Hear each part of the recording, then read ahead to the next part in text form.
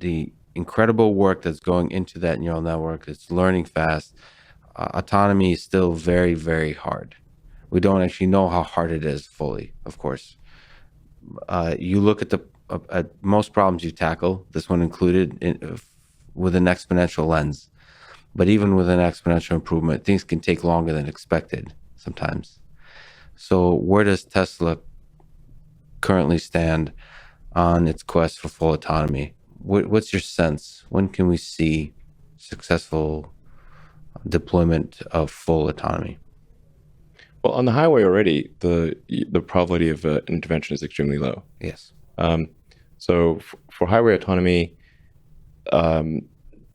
with the latest release, especially the probability of needing to intervene is really quite low. In fact, I'd say for stop and go traffic, it's far safer than a person right now. In stop and go, the probability of an injury or an impact is much lower for autopilot than a person.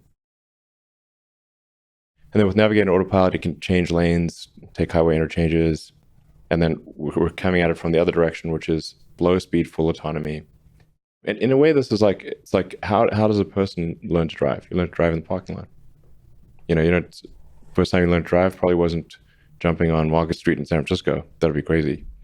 You learn to drive in the parking lot, get things right at low speed, and then the missing piece that we're working on is traffic lights and stop streets. Stop streets, I would say, actually also relatively easy because you kind of know where the stop street is. Worst case, you can geocode it and then use visualization to see where the line is and stop at the line to eliminate the GPS error.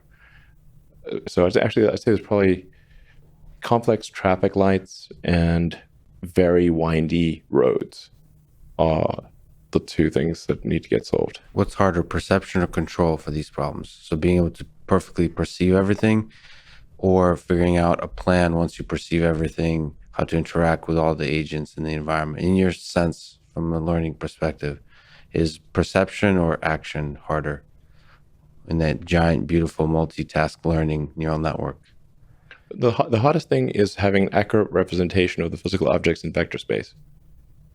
So taking the visual input, primarily visual input, some sonar and radar, and then creating an accurate vector space representation of the objects around you.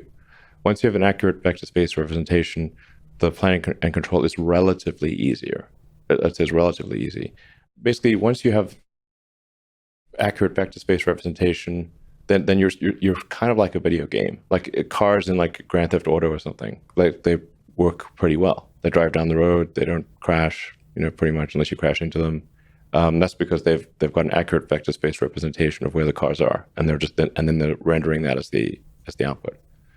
Do you have a sense, high level, that Tesla's on track on being able to achieve full autonomy? So on the highway, yeah, absolutely, and still no driver sensing.